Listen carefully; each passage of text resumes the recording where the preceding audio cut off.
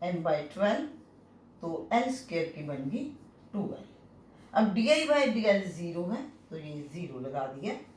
तो अब अगर आप इसमें बच्चे ध्यान से देखो तो ये माइनस का साइन होने से आपके पास अब ये क्या बन गया, m/4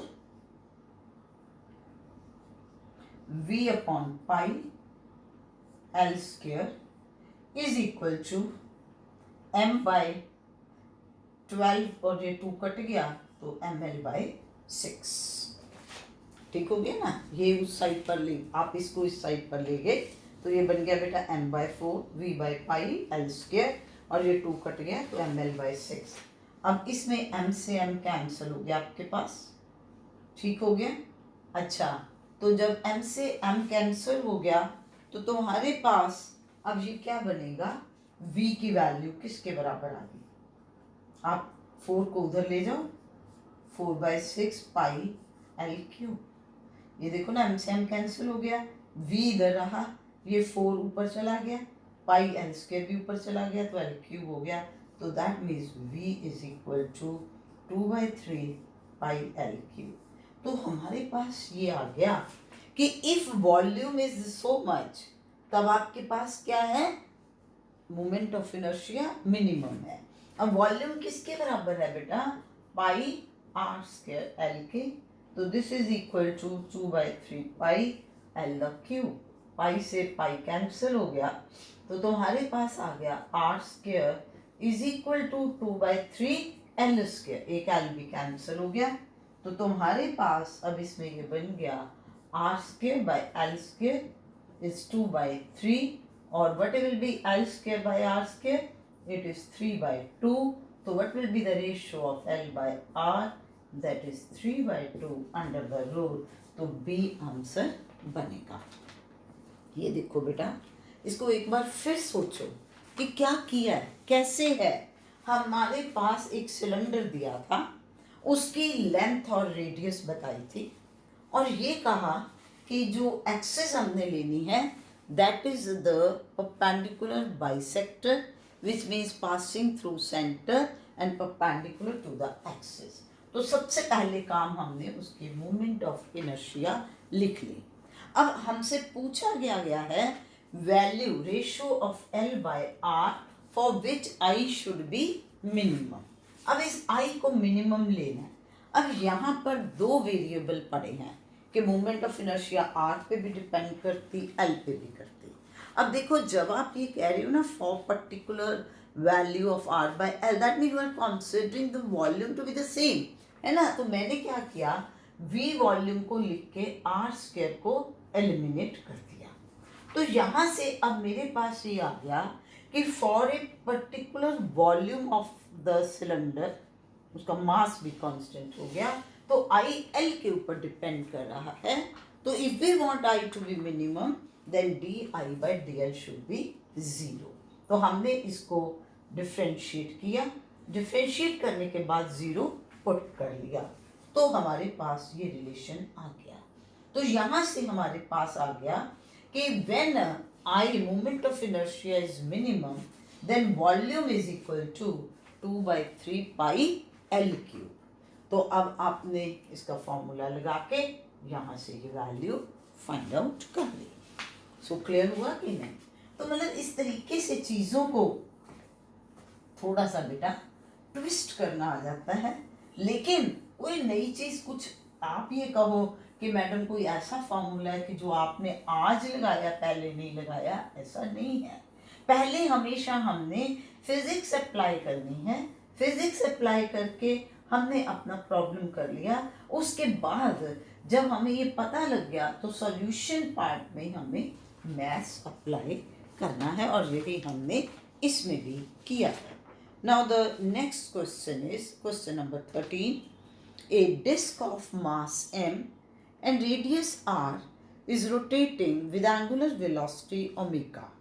Another disk of mass 2m and radius r by 2 is placed coaxially on the first disk gently. The angular velocity of the system will be, तो choices आपको दी हैं 5/2 omega, 3/2 omega, 2/5 omega and 2/3 omega. तो it is like this. ऐसे मान लो कि ये आपके पास disc है, ये जो डिस्क दी है, तो ये डिस्क आपको दी है जिसका मास m है और रेडियस r है। ठीक हो गया? Now this disc is rotating, आपने एक्सिस ले ली कि दिस इज द एक्सिस, तो अगर बेटे आप ये एक्सिस ले लियो that means this is the axis which is passing through center and perpendicular to its plane, क्योंकि मैंने हॉरिजॉन्टल प्लेन में डिस्क ले लिया और एक्सिस उसकी क्या ले ली है, वर्टिकल। तो इस केस में I1 मोमेंट ऑफ इनर्शिया मेरे पास आ गई half of m r square, m mass ring का दी है, r रेडियस दी है, और मान लीजिए इस टाइम पर जो एंगुलर वेलोसिटी है दैट इज ओमेगा। उसके बाद क्या कहा है कि एक दूसरी डिस्क रखी जिसका मास 2m है एंड रेडियस r/2 कोएक्सली का मतलब एक्सिस उसके लिए भी सेम है, दैट मीन्स रेडियस r/2 है, तो इट इज लाइक दिस। ये डिस्क कैसे आ गई?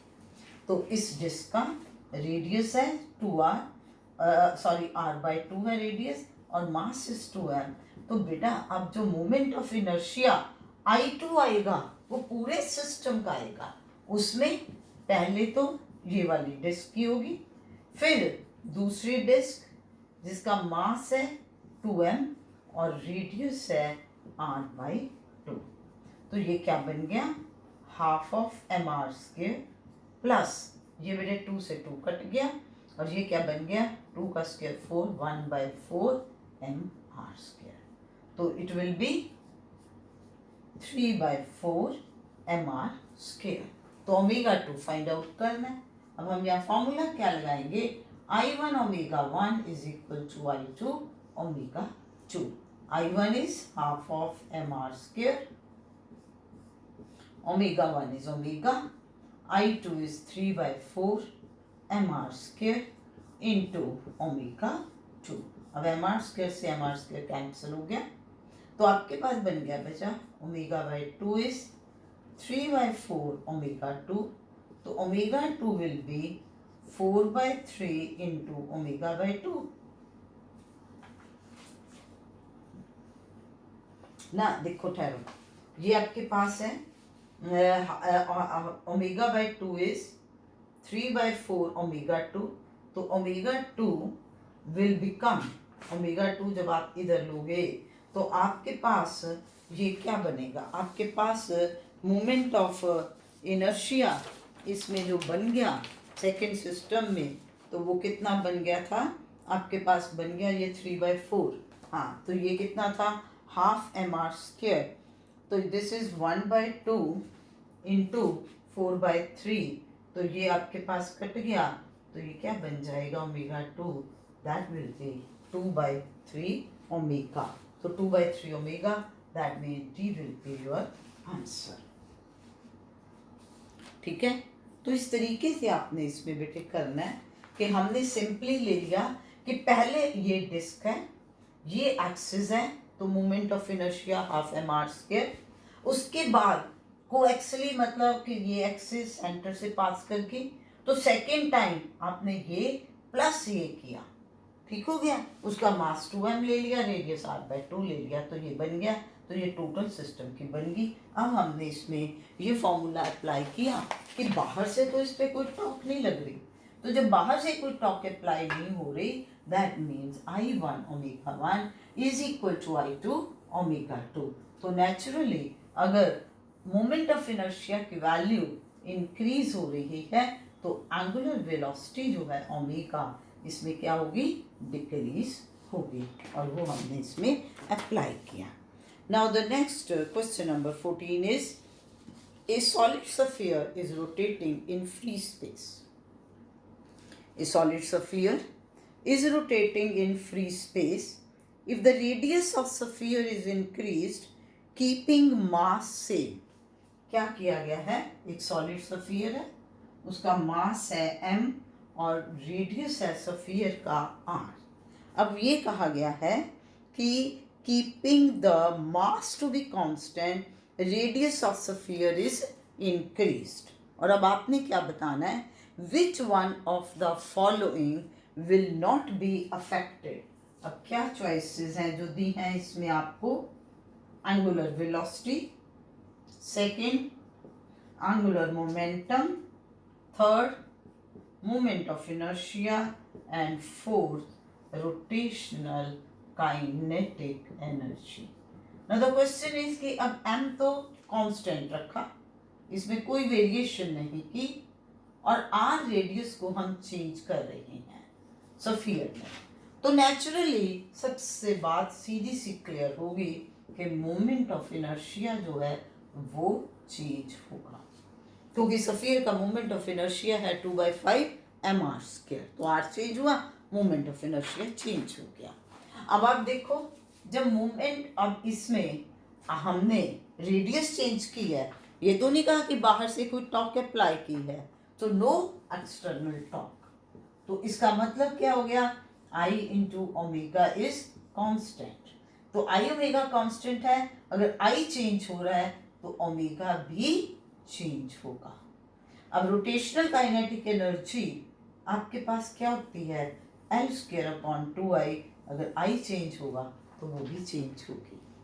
तो इसमें कौन सी चीज है जो कांस्टेंट रहेगी? जब कोई टॉर्क नहीं है तो एल इसमें कांस्टेंट रहता है, तो इसमें बी आंसर होगा।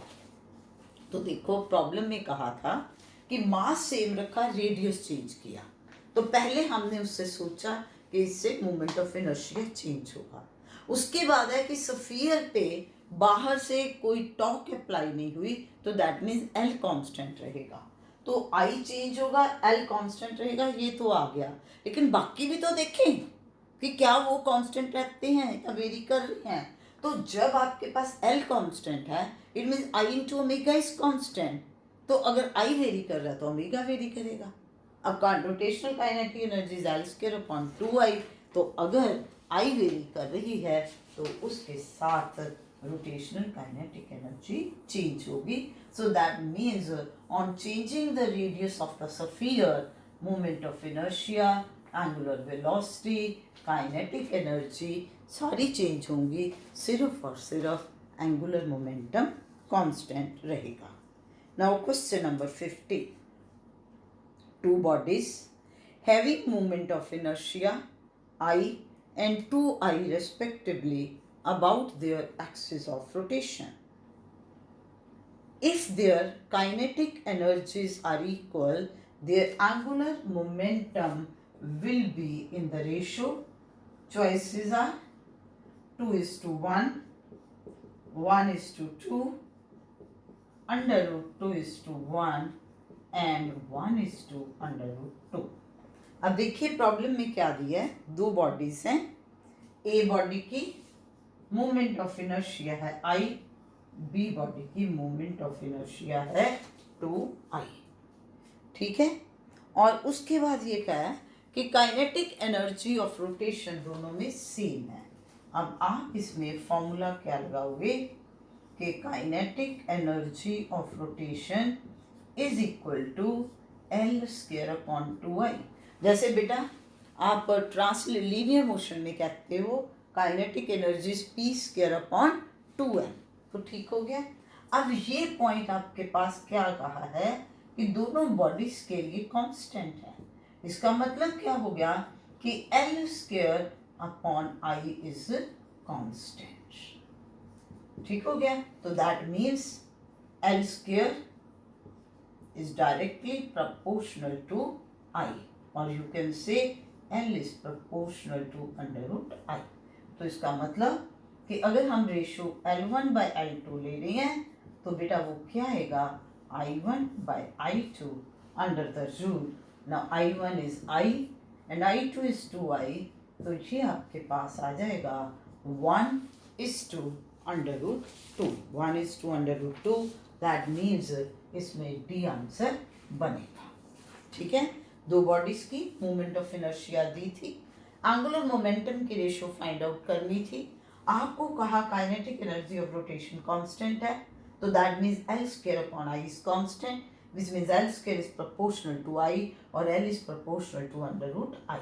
तो उसके हिसाब से हमने सिंपल वैल्यूज पुट कर दी कि आपने, क्योंकि देखो जब बेटे अब आप उल्टा कर देते L2/L1 लिख देते तो अंडर रूट 2:1 हो जाएगा। पर बच्चे आपको जो बॉडीज दी है प्रॉब्लम में वो I and 2i दी है, तो इसलिए आप उसमें I1 को I रखोगे और I2 को 2i, नहीं तो उल्टी चॉइस होगी तो नेगेटिव में गए।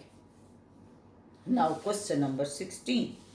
ए rod of length L whose lower end is resting along the horizontal plane starts to topple from the vertical position. The velocity of the upper end when it hits the ground is, तो जो choices आपको दी हैं GL under the root 5, GL under the root 3, GL under the root and under root 3GL। पहले तो ध्यान से problem देखिए कि आपको ये कहा है दिस इज द हॉरिजॉन्टल और जो लोअर एंड है that is on the horizontal plane, that means this will be your rod. ये आपकी रॉड है, रॉड की लेंथ कितनी दी है, L दी है। तो बेटा अब इसमें CG इस रॉड की कहाँ आएगी, सेंटर पे, that means it will be at a distance of L/2 from the lower end. तो अब जो मास है, सॉरी जो वेट है इसका, मास अगर रॉड का m है तो जो टोटल वेट है रॉड का that is acting vertically downward, और किस पॉइंट पे होगा, CG के ऊपर। तो ये आपके पास आ जाएगा mg। ठीक हो गया। अब आपने ये देखना है कि अब क्या होगा बेटा जब ये टॉपल करेगी। अब ये कहाँ से टॉपल कर रही है, फ्रॉम द अपर पोजीशन। तो बेटा उसके में क्या होगा, potential energy will be converted into rotational kinetic energy. Topple कर रही है, यूं मूव कर रही है। तो अब इसमें देखो आपके पास potential energy rotational kinetic energy के बराबर आनी है। तो पोटेंशियल एनर्जी कितनी होगी, mg। अगर आपने मास लिया तो बेटा कितने डिस्टेंस से होगी, नेचुरली आपने जब यहाँ से लेके चलना है टोटल वेट जो पड़ा है तो mg, h कितना होगा, L/2। Now this is equal to half I into omega square. अब बेटा I क्या आएगा, I, अब ये टॉपल यूं कर रही है, this is on this position, that means इस एक्सिस के अबाउट जाएगी। तो ये एक्सिस क्या है, perpendicular to length of the rod and passing through one of its end. तो इसकी आपके पास क्या बनेगी, अगर m मास है m इंटू L²/3। तो आपके पास ये बन गया। ठीक हो गया। तो mg इंटू L/2, तो L अगर आपने इधर स्मॉल लिया तो इधर भी स्मॉल आएगा। अब इसमें m से m कैंसिल हो गया, एक L से एक L कैंसिल हो गया, 2 से 2 कैंसिल हो गया। तो तुम्हारे पास इसमें क्या बन गया बेटा, आपके पास बन गया G is equal to L/3 into omega square. ठीक हो गया। तो अब आपके पास ये जब बन गया, अब ओमेगा क्या होता है, V/L। तो बेटा G is equal to L/3 into V²/L²। ठीक हो गया। तो ये एक L कैंसिल हो गया, तो V² इज 3GL। तो V की वैल्यू आपके पास क्या बन गई, √3GL। तो ये C आंसर बनेगा। तो वेरी सिंपल। हमने क्या कहा है कि भाई ये रॉड इस तरीके से थी, जब ये टॉपल की दैट मीन्स ये रॉड यहाँ पर थी, इधर को यूं ऐसे थी ना पड़ी। जब ऐसे पड़ी है तो CG जो वेट है यहाँ पर है, जब ये ऐसे टॉपल करेगी तो जो वेट है वो तो यहाँ से ही फॉल होगा ना। तो इसलिए हमने पोटेंशियल एनर्जी ली mg जो वेट है into height that is L/2। अब ये रोटेट कर रही, इसमें ट्रांसलेशनल मोशन तो है नहीं, ये यूं कर रही है, तो हाफ I ओमेगा स्क्वायर। और I अब हमने देखा कि जब ये यूं जा रही है तो ये एक्सिस इसके अबाउट है which is perpendicular to the length and passing through one end. तो mL²/3 लगा दिया। तो यहाँ से आपके पास आ गया कि ओमेगा स्क्वायर इज 3G/L। अब ओमेगा क्या है, V/L। तो इसलिए आपके पास, क्योंकि ये टॉपल तो इस यहाँ से कर रही है ना, तो इसलिए ये टोटल L आएगा। तो आपके पास V की वैल्यू बन गई √3GM। बेटा टॉपल ऊपर से ही कर रहा है। अब एक बार फिर समझ लो कि आप ये सोच रहे होंगे कि भाई जो mgh है HL के बराबर क्यों नहीं लिया। क्योंकि बेटा देखो क्यों नहीं लिया L के बराबर, कि ये आपके पास ये थोड़े था कि भाई ये मास m है और ये L डिस्टेंस के ऊपर है जो मैं mgl ले लूँ। अब जो रॉड है, देखो जब रॉड यूं पड़ी है ना, तो उसका जो ये पार्ट है देखा जाए तो ये पार्ट जो है इस पे तो L0 ही होगा, इस पे कुछ होगा, इस पे कुछ होगा, इस पे कुछ होगा, ऐसे जाएगा। तो इसलिए जब इस तरह की प्रॉब्लम हो तो हम ये देखते हैं CG कहाँ है, और हम ये सपोज कर लेते हैं कि whole of weight is lying at the CG।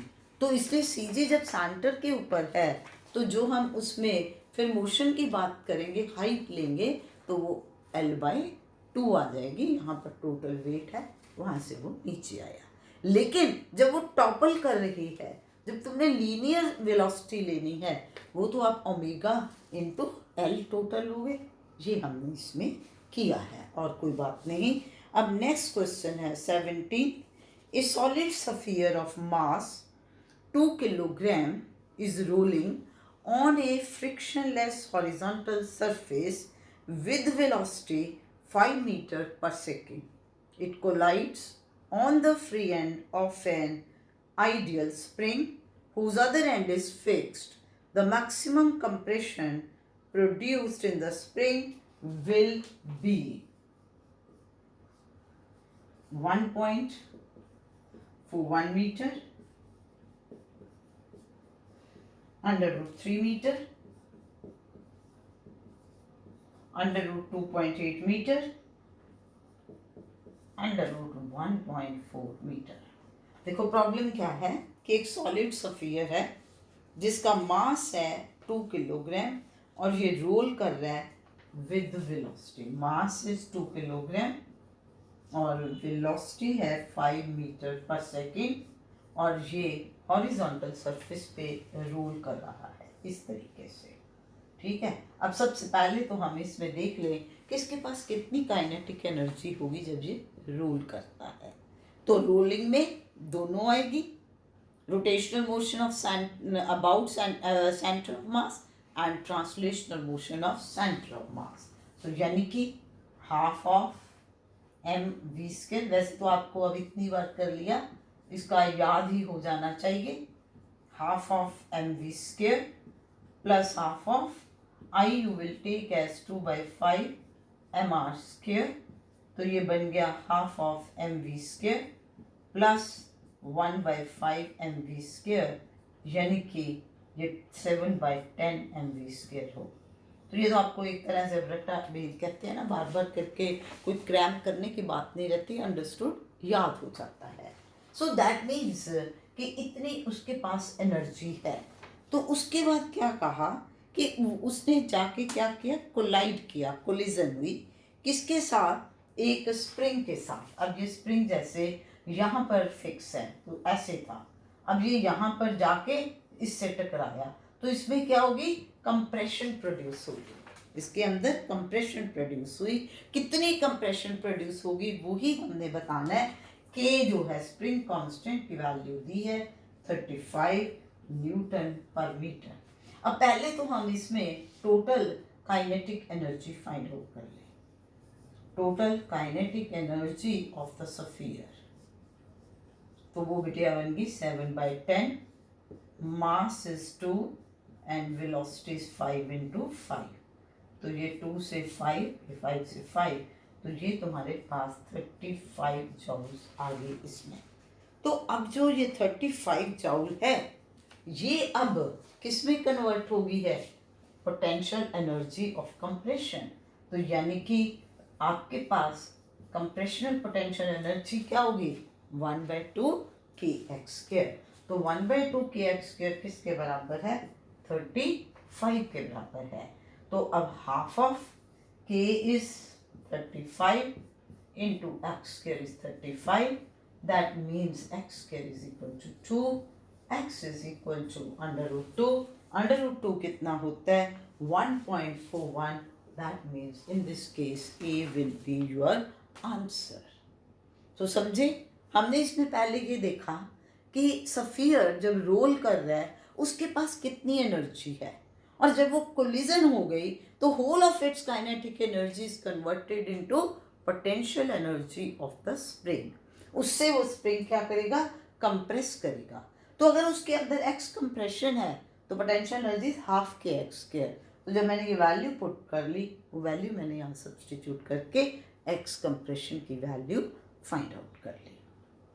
तो बेटा हमने इसमें हर एक तरह के जो कहते हैं पॉसिबल क्वेश्चंस बन सकते हैं टाइप्स, वो मैंने यहाँ पर डिस्कस किए हैं। अदरवाइज आपको थ्योरी की कोई भी एक लाइन जो है वो बेटा प्रॉब्लम बन के आ सकती है। You have to clear your concepts. अब हमने ये पूरा चैप्टर कर लिया है, हर पॉइंट पे मैंने एम्फेसिस दे के आपको कॉन्सेप्ट्स बता दिए हैं। अब आपको क्या करना है, आप सारे लेक्चर्स, सारे वीडियोस देखने के बाद अपने सुपर शॉर्ट नोट्स बनाइए, जिसमें आपके पास सारे फॉर्मूले लिखे हों, और वो फॉर्मूले with clarity in your mind. और उसके बाद बैठ के आप प्रॉब्लम्स करिए, उनको अप्लाई करते हुए, तो आपको बहुत ही मज़ा आएगा, यू विल एंजॉय। और उसके बाद आपको कहीं पर भी डिफ़िकल्टी लगे, you can comment in comment box and you can get the solution. So please do be with me, so you will definitely gain. Thank you.